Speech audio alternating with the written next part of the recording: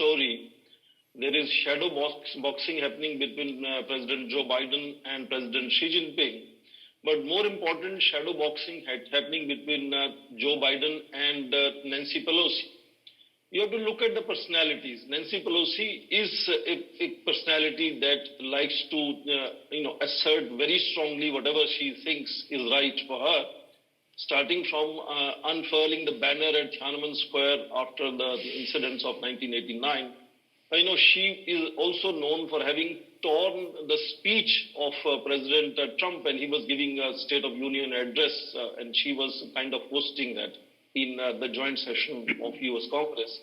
So she is going to continuously assert, but what is interesting is that she is neither confirming nor denying whether she is going or not going, and adding spice to the controversy when Joe Biden decided to publicly request her to cancel that visit and say that even military of US doesn't believe that this visit should take place.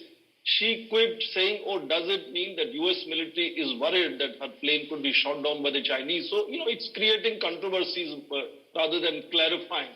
So I don't think intention here is to resolve issues, but I think intention here is to ratchet up issues within US politics, and then of course US-China politics comes as well, where you remember Xi Jinping is celebrating in August 95th anniversary of People's Liberation Army, soon to be followed the 20th Party Congress, where he's seeking to continue for his third term as General Secretary, later as President.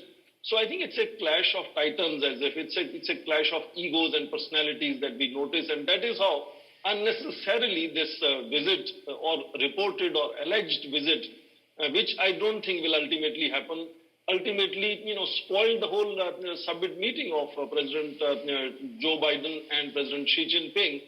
My sense here is that they are going to ratchet it up, but I don't think that ultimately Nancy Pelosi will go to Taiwan, because that will be pushing Chinese a little too far. The only other example in history is in 1997, when Newt Gingrich, again the Speaker of the House of Representatives, had gone to Taiwan. But he clubbed that visit along with his visit to Beijing. And in Beijing, he reassured by publicly mentioning that America believes in one China policy. He was known to be much stronger pro-Taiwan politician from US at that time, urging the world to make Taiwan a member of United Nations, etc. But he had handled it in a far more subtle fashion compared to how Nancy Pelosi seems to be kind of fueling the fire unnecessarily. And I don't think that is helping anybody. That's not helping Joe Biden's popularity ratings.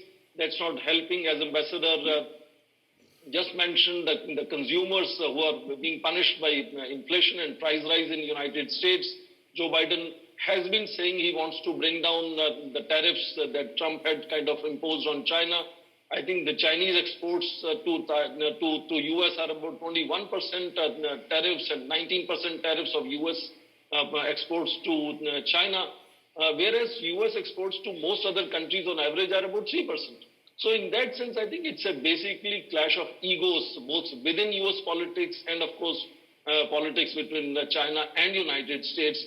And it serves nobody's interest. I have no idea why these so myopic and so selfish driven personalities are kind of doing these things. And the whole world has to suffer, because if first and the second largest economies are constantly in tension with each other, it's not limited to their bilateral relations. It has impact on everybody else around the world. So I think it's being very immature and then very, very short-term focused on their selfish interest of staying, I think, in visibility, staying in certain aura, attention-seeking kind of a mode. And I hope sanity will kind of